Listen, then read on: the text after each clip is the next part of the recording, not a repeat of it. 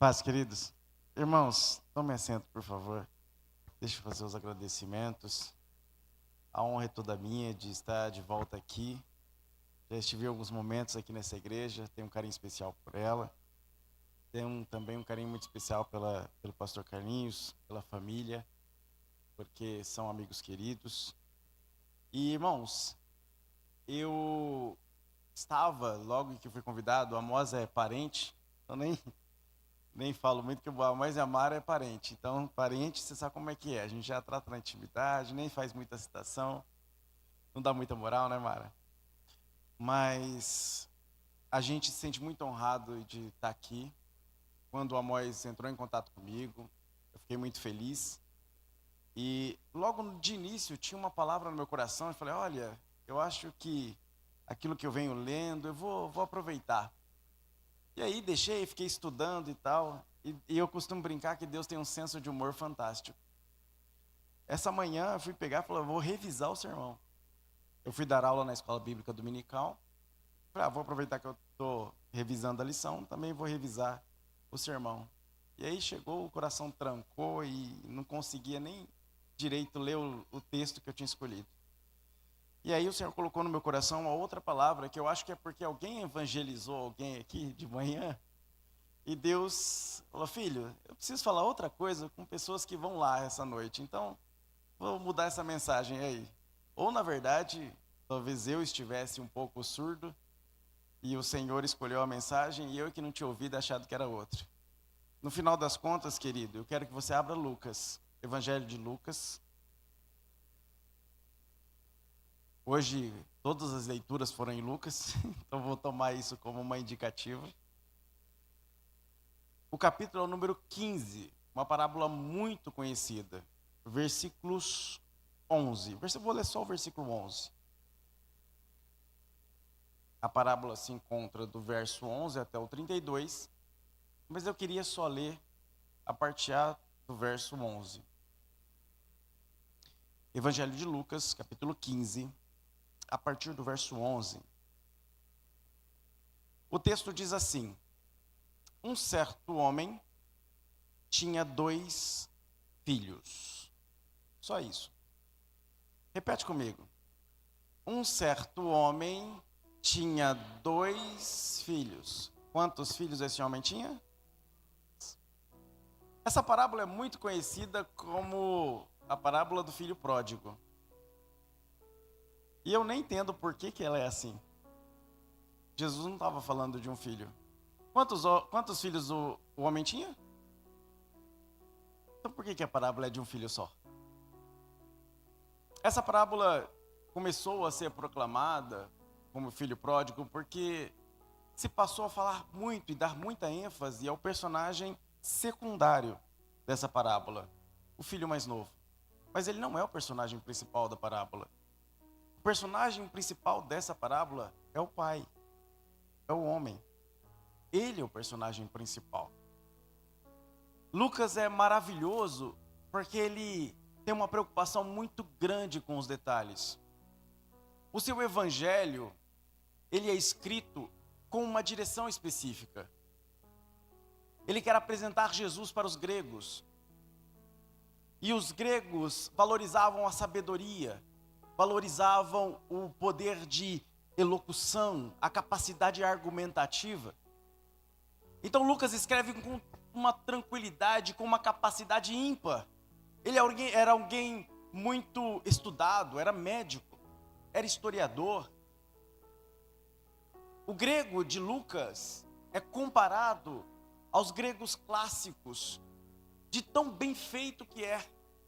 E ele tem uma preocupação muito grande com os detalhes, tal como Mateus, também evangelista. E Lucas, ao registrar cuidadosamente várias parábolas, por quê? Porque os gregos valorizavam essa sabedoria. A maior quantidade de parábolas da Bíblia está em Lucas. E Lucas, quando chega neste ponto, há um contexto, há uma situação acontecendo. Logo no início do capítulo 15, Jesus está com 2 multidões que se odeiam. 2 multidões. De um lado, um conjunto de pecadores e publicanos. de outro lado, um conjunto de fariseus e escribas. E esses dois tipos de pessoas se juntam para ouvir Jesus, mas uma odeia a outra. Os pecadores olham para os fariseus religiosos da época como se eles fossem pessoas soberbas, pessoas que eram envaidecidas. E os fariseus olhavam para aqueles publicanos, pecadores, dizendo: eles não deviam estar aqui ouvindo Jesus. São pecadores, não têm acesso ao céu, deveriam estar no inferno. Então os dois tipos de pessoas se encontram com o único propósito de ouvir Jesus, mas elas se odeiam. E aí Jesus, olhando aquele cenário, percebendo o sentimento no ar, conhecendo o coração das pessoas, começa a se entristecer e começa a querer chamar eles a uma conscientização. E aí ele começa a contar uma história de um homem que tinha, um pastor que tinha 100 ovelhas. E uma das ovelhas se perde no deserto, se perde fora. É uma ovelha que vai para longe. Era algo comum para quem era da vida do pastoreio, ter que largar as ovelhas que tinha para buscar uma que se havia perdido. E aquele pastor faz exatamente isso, se arrisca por uma única ovelha, tendo 99 à sua guarda. Mas ela se perdeu lá fora. Ela não quis ficar no redil, ela não quis ficar sob os cuidados, ela foi embora. Mas o pastor arrisca a vida pela ovelha que vai. E aí eu fico imaginando que os publicanos começaram a se emocionar, começaram a se identificar com aquela ovelha que o pastor não desistiu dela. Começaram a se identificar com aquela ovelha que caiu no buraco, no barranco, e que o pastor, com muito esforço, coloca ela no ombro e segue dizendo: eu não vou desistir de você, vou te unir a seus irmãos. E aí Jesus, olhando para aquelas multidões, continuou vendo aquele sentimento. E aí de novo ele tenta passar uma lição e conta uma outra. Ele diz: olha, o reino de Deus pode ser comparado a esse pastor, mas pode ser comparado também a uma mulher que com 10 moedas, 10 dracmas ou 10 peças de prata, perde uma dentro de casa. Não é mais lá fora, é dentro. A moeda se perde dentro da casa. E aí a mulher varre a casa e limpa a casa à procura de uma única moeda. E dentro da casa, aquela que estava perdida é achada. E aí, tanto no caso do pastor quanto no caso da moeda, todos se alegram, fazem festa. E talvez os fariseus estivessem dizendo: será que ele está dizendo que eu estou perdido dentro da casa? E não entendem. Eu fico imaginando Jesus olhando para aqueles dois. Eu contei da ovelha, eu contei da moeda, e eles não entenderam. Eu acho que eu preciso trazer para a realidade humana. Aí Jesus respira fundo e diz: um certo homem, o personagem principal, tinha 2 filhos. E um dos filhos, o mais novo, aquele que chegou agora, o novo convertido, ele chega para o pai e fala: pai, eu quero que você morra. Você fala: Júnior, não está escrito isso na parábola. Mas é isso que ele quis dizer. Pai, reparte a herança. Antes de você morrer, eu já quero a minha parte. Então, basicamente, eu estou dizendo: antecipa a sua morte. Escreve o seu testamento. Me dá o que é de meu direito, que eu estou indo. A herança deveria ser dividida em 3 partes. 2 partes ficaria para o filho mais velho, que tinha o direito de primogenitura. O direito de primogenitura faria com que o filho mais velho tivesse 2 partes em relação ao filho mais novo. Primeiro. Então o pai vai lá e divide a herança. Ele antecipa o testamento. A partir daquele momento, seria como se o pai tivesse morrido. O pai dá 1/3 da herança para o filho mais novo. 2/3 da herança ficam com o filho mais velho. E ele passa a ser apenas o usufrutuário. Ou seja, eu apenas estou sobrevivendo da herança que é minha, enquanto eu estiver vivo. Mas tudo já não mais me pertence. Pertence aos meus filhos. Eu morri. E que triste é para o pai ouvir do próprio filho: pai, eu quero que o senhor morra. antecipe a sua morte, me dá o que é meu direito, porque o que me interessa é aquilo que o Senhor pode dar, e não aquilo que o Senhor é. Aquele pequeno se vai, com 1/3 da herança, embora. E diz o texto que ele vai para a terra longínqua, ou seja, nem sequer debaixo dos olhos do pai ele está. Ele some da vista do pai, ele vai para longe do pai. Eu imagino a angústia desse pai. Cadê meu filho? E diz o texto que ele vai, quando a gente sai com dinheiro, meus irmãos, o que a gente mais encontra é amigo. O que a gente mais encontra é vento favorável. Ele vai para uma grande cidade, e lá começa a viver dissolutamente, diz o texto. Ou seja, ele foi aproveitar a vida. E foi usar o que os jovens dizem: eu tenho muito pouco tempo, a vida é curta, eu tenho que aproveitar ela. Então ele foi gastar tudo que podia, porque nesse momento ele era um cara que tinha condições. Mas foi passando o tempo. Quem não sabe administrar nem tempo nem dinheiro, fica sem tempo e sem dinheiro. Esse menino logo perdeu tudo. E aí ele é conhecido como filho pródigo por causa disso. Ele sendo judeu, chega alguém da terra que não lhe dá oportunidades. Esta pessoa dessa terra longínqua fala: olha, o que eu te dou é o mais humilhante dos empregos para você. Vá apacentar porcos. Porcos para o judeu era um animal imundo, principalmente naquele tempo. E aí, ele diz: tá bom, é o único jeito de sobreviver. E ele vai para aquele lugar apacentar porcos. Eu fico imaginando, o tempo foi passando, a gente não sabe quanto tempo ele ficou. Mas o pai está lá. Cadê meu filho? O personagem principal dessa história está lá angustiado. Quem sabe todos os dias, indo até aquela porteira, olhando para a estrada, dizendo: cadê meu filho? Filho, volta, filho.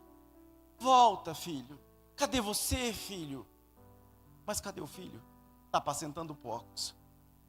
Diz o texto uma coisa muito linda, no verso 17. Que caindo em si, ele olha para a sua própria situação, e não é à toa, porque ninguém consegue chegar a essa percepção, sendo tão dissoluto quanto era este menino, sendo tão pecador quanto era este menino, se o Espírito Santo, por causa da oração do Pai, não chegasse em seu coração e diz: cai em si, garoto, onde você está? O que você está fazendo? Olha o que você fez com a sua vida. E ele de repente desperta. Diz o verso 17, e caindo em si, ele olha para a sua situação. Olha como estou. Ele lembra do pai. Aí nessa hora a gente lembra do pai. Sabe por quê? Porque às vezes para a gente lembrar do pai, a gente precisa perder tudo.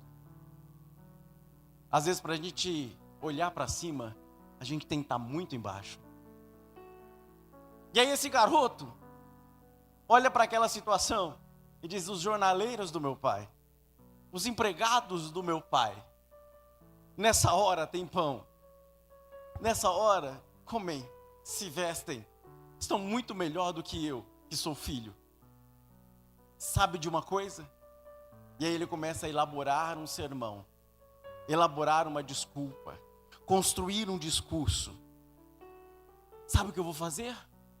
Olha os verbos que ele usa: levantar-me-ei, irei ter com meu pai, e dir-lhe-ei. Ele já coloca todo o script montado. Eu já sei o que eu vou fazer. Eu vou levantar daqui, eu vou ir até a minha casa. Chegando lá, eu vou dizer para o meu pai algo que vai tentar convencê-lo: pai, não sou digno, pequei contra o céu e perante o Senhor, não sou digno de ser chamado seu filho, faz-me como um dos seus empregados. Ele está dizendo: pai, vamos fazer o seguinte, deixa eu ser seu empregado, porque é mais digno do que o que eu estou fazendo agora, do que eu sou agora.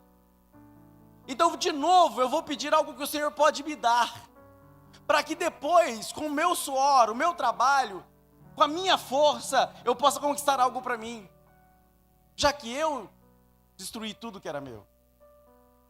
O discurso de alguém que vem para a igreja achando que se parar de beber, achando que se parar de fazer, já é suficiente para Deus levar ele para o céu. Ele acha que com as suas próprias forças, quem sabe orando um pouco mais, quem sabe jejuando, quem sabe fazer alguma coisa, ele pode alcançar o favor e a graça de Deus. E aí esse menino faz o que disse que ia fazer. Se levanta, vai em direção. E diz o texto que de longe, não é ele que vê o pai, é o pai que vê ele. De longe, o pai olha, quem é aquele? Meu filho. E olha, gente, ele é o patrão, ele é o senhor da casa. Seria humilhante para ele sair correndo como um doido pela rua para abraçar um mendigo que vem correndo, que vem andando, cabisbaixo, triste, elaborando e repetindo um sermão para si mesmo, para tentar arrumar uma desculpa daquilo que fez da vida. Mas ele é pai. Ele é o pai. A única coisa que ele sente transbordar em seu coração é amor por aquele filho. E então ele vai e rompe aquela porteira e corre na direção do filho. E diz o texto que ele o abraça. O filho estava esperando o sermão, o filho estava esperando aquela batida de pé, eu avisei.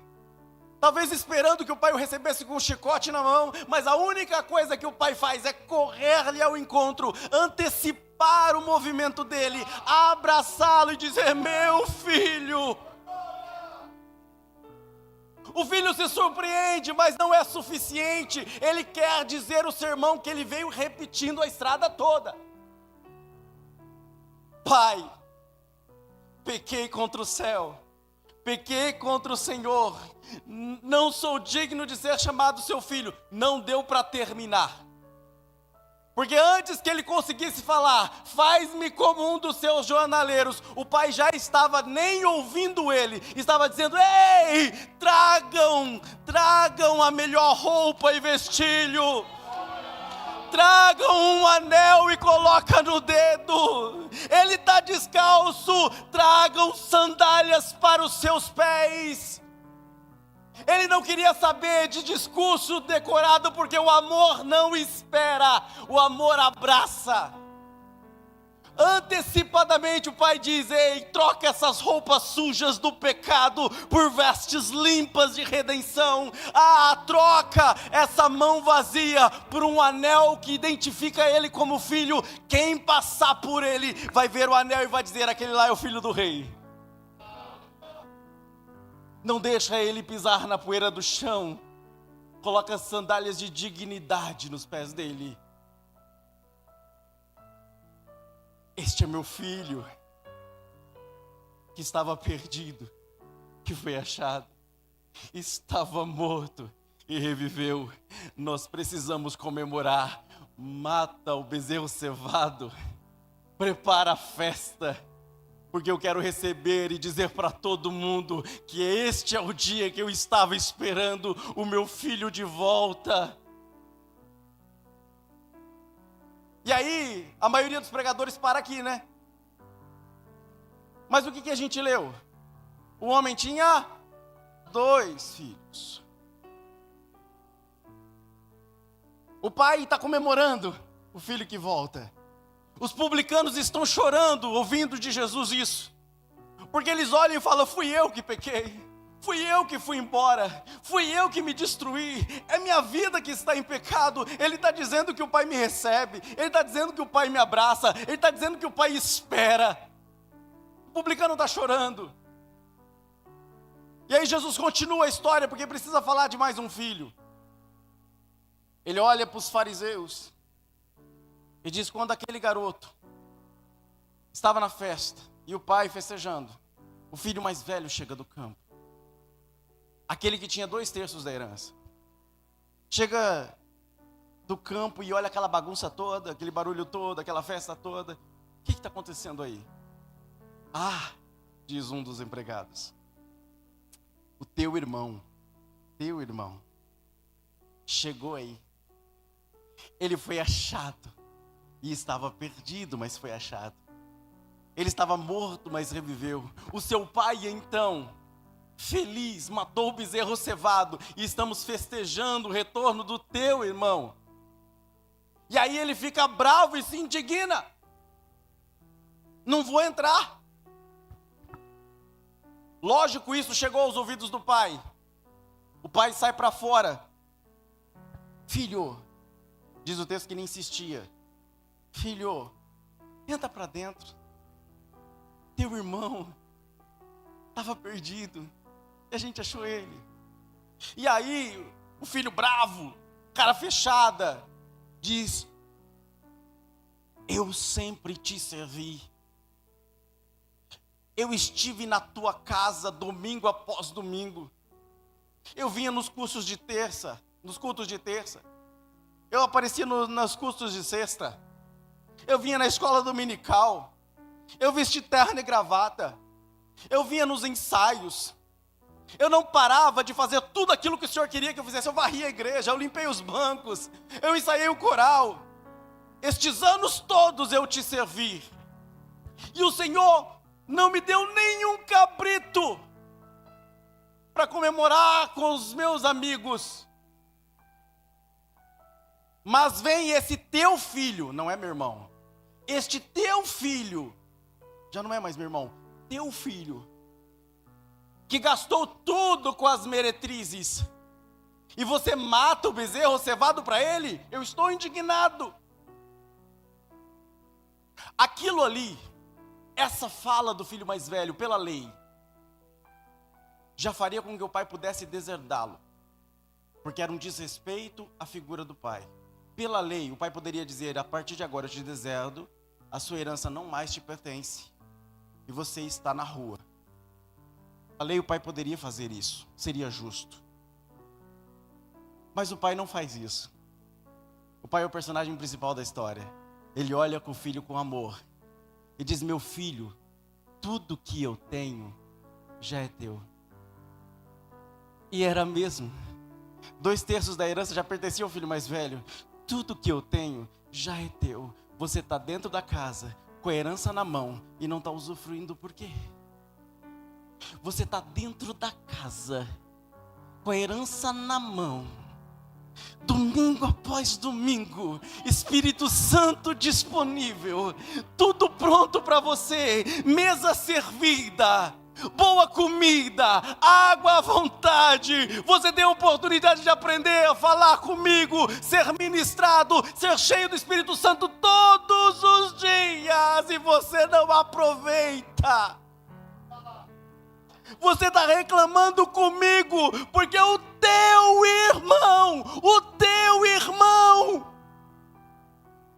que estava morto, reviveu, que estava perdido, foi achado. É justo que nos alegremos.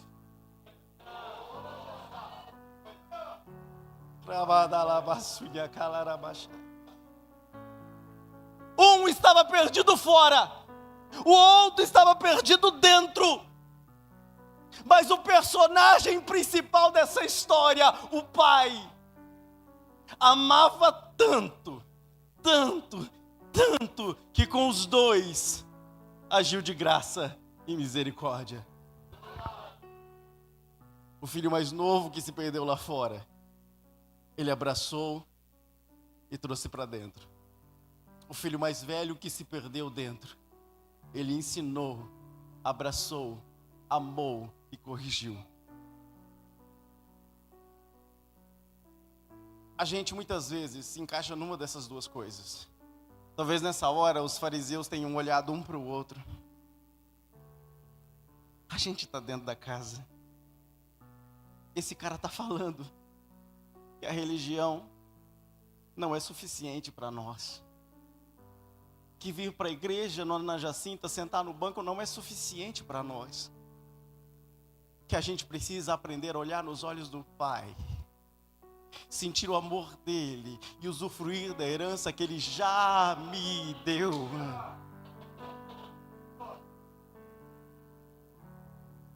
E aí de repente,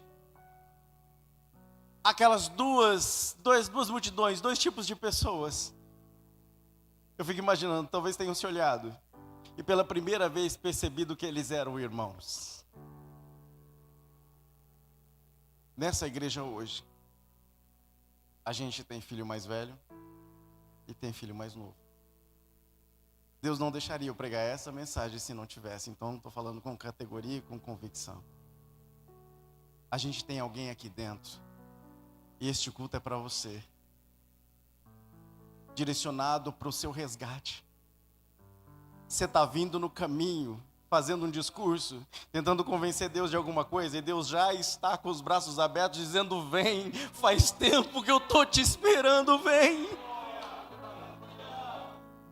Todo dia eu ia para a estrada ver se você estava chegando, meu filho, porque o amor aqui dentro não tem medida. Eu estou com roupa nova te esperando, sandália te esperando, um anel para colocar no teu dedo, porque eu nunca esqueci que você é meu filho. Só que a gente tem também filho mais velho aqui. Ele não merece.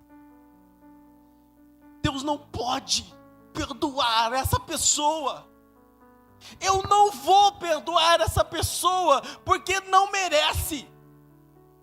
Eu estou machucado. Você não sabe, Júnior, o que ele fez para mim. Você não sabe, Júnior, o que ela fez para mim. Filho, seu irmão estava morto, mas reviveu. Estava perdido, mas foi achado. Perdoa. Ele é meu filho e teu irmão. Mas Júnior, ele desperdiçou a vida. Ele estava nas drogas e agora vem com a cara limpa para a igreja, achando que vai ser perdoado dos pecados. Graça é isso. Deus agiu com você assim também, só que você estava perdido dentro da casa antes que Deus te resgatasse. Então é hora de você abraçar o seu irmão e festejar com ele. A gente tem aqui gente que precisa ser abraçado e gente que precisa abraçar. E eu queria te dar a chance, a maravilhosa chance, de experimentar uma das coisas mais fantásticas do mundo, que é o poder e a cura através do perdão. O perdão recebido e o perdão dado. Quando você convive com uma mágoa, quando você convive com um trauma, e você alimenta aquilo, é como se você estivesse bebendo veneno, esperando que outra pessoa morresse. Mas no dia que você diz: chega, vou colocar tudo na mão do Pai, o Pai afasta o veneno. O Pai pega você e diz: filho, tudo que eu tenho já é teu. É hora de alegria, não de mágoa. É hora de perdão, não de sofrimento. Porque o que une o seu irmão mais novo ao você, irmão mais velho, é o amor que o Pai tem pelos dois. Você coloca de pé, igreja, por favor.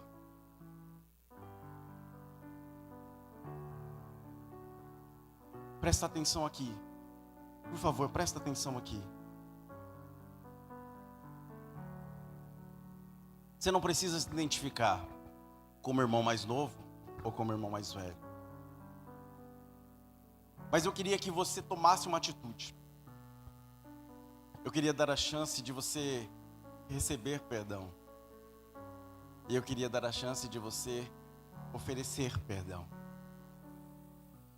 Isso pode transformar a sua vida. Isso pode fazer com que este dia seja um novo aniversário para você. Isso pode destravar e destruir cadeias e algemas que te prendem há anos. E você não precisa de muita coisa. Só se render. Só dizer: eu não aguento mais, eu vou. Por isso eu queria que você, filho mais novo ou filho mais velho, observasse que o Pai já está aqui. O Pai está aqui. E eu queria que você viesse receber perdão e dar perdão. Tem alguém aqui que precisa ser abraçado, mas tem alguém que precisa abraçar. Então por que não unir os dois? Eu queria que você viesse à frente e se apropriasse de uma transformação absurda na sua vida, através de um simples ato de rendição. Um simples ato. Você não consegue com sua força, admita. O discurso que você ensaiou não vai funcionar, admita. Mas se render e receber o amor do Pai vai transformar tudo e vai construir uma nova história para você. Então vem. Vem. Já tem gente corajosa aqui na frente, mas tem muito mais gente precisando. É uma oportunidade única para você. Vem. Não perde essa chance. Eu sei. Vem. O Pai está insistindo com você, vem. A gente pode começar uma nova história a partir de hoje. Você só precisa de uma coisa: rendição. Vem. Vem. Faz tempo que o Pai está te esperando. Faz tempo que o Pai está te esperando. Oh, aleluia! Não tinha valor, mas tudo pagou. Você tem mais 1 minuto só, então corre.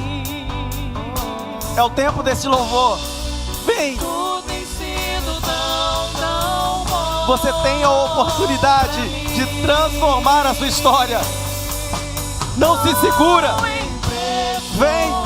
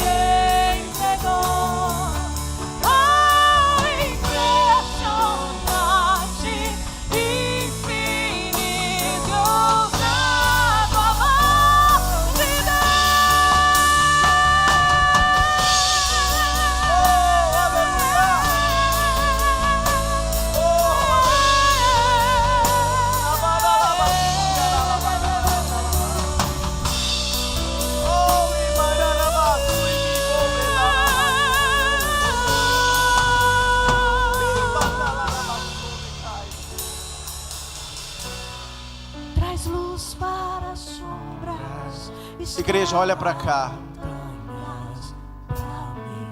Nós vamos orar. E nesse momento em que a gente ora,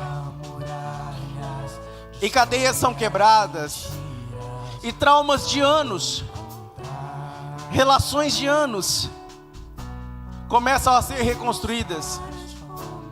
Há uma luta muito grande para que isso não aconteça aqui. Porque a festa, ainda que a gente não possa fazer aqui na terra, está sendo feita lá no céu. Deus está sorrindo para nós, dizendo: meu filho que estava perdido foi achado, que estava morto reviveu. É justo que nos alegremos. Então nessa hora eu vou pedir a ajuda da igreja. Se você ainda está sentindo no coração, corre para cá. Mas você que está bem, você que não tem esse trauma para superar, eu queria que você fosse veículo e bênção de Deus aqui, e estendesse as suas mãos para frente. e colocasse o seu coração nessa oração e dissesse para Deus verdadeiramente: Senhor, transforma, muda, reconstrói. Porque hoje pode ser um novo dia na vida de alguém aqui. E está sendo um novo dia na vida de alguém aqui. Então vamos orar. Derruba muralhas, destrói as mentiras pra me encontrar. Senhor nosso Deus, na tua presença nos colocamos, Jesus, usufruindo do seu ousado e maravilhoso amor. Pai, derrama o Espírito, esse amor tão glorioso que um dia me alcançou a todos que estão aqui. Abraça, Pai, cada homem e cada mulher aqui dentro, cada corajoso e corajosa que veio até aqui dizendo: Pai, eu me rendo, Pai, eu aceito esse amor, Pai, eu libero esse perdão, Pai, eu quero uma nova história. Pai, eu entendi a história. É pra mim, Pai, é pra mim. Deus está reconstruindo, filho. Deus está reconstruindo, filha. Ó Senhor, nós elevamos o nosso pensamento em gratidão pelo que o Senhor está fazendo aqui. Marque esse dia na vida dos teus filhos e filhas. Ó Espírito, meu doce amigo, pelo poder da tua presença, nessa hora abraça essa pessoa. Faz ela sentir, Senhor, o quanto esta palavra foi direcionada para ela, para ele. Espírito Santo de Deus, o Senhor pode operar isso, eu não posso. Faz aquecer este coração neste momento. Mostra que o Senhor está aqui abraçando eles, abraçando elas.